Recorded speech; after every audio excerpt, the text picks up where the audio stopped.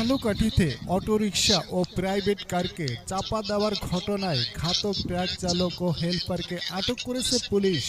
জব্দ করা হয়েছে সিমেন্ট বোঝাই ট্রাকটি। এই ঘটনায় এখন পর্যন্ত 14 জন নিহত হওয়ার খবর পাওয়া গেছে।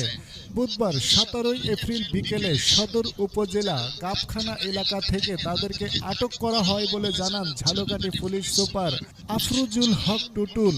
আটককৃত চালকের নাম আলিম হাওলাদার, তার বাড়ি ঝালকাঠি সদর নবগ্রামে, আর তার সহকারী নাজমুল শেখ খুলনা সদরের বাসিন্দা। পুলিশ সুপার বলেন, আল আমিন নিয়মিত চালক ছিলেন না, তিনি বদলি চালক হিসেবে গাড়ি চালাচ্ছিলেন। তিনি খুলনা থেকে সিমেন্টের বস্তা নিয়ে নিজ বাড়িতে যাচ্ছিলেন।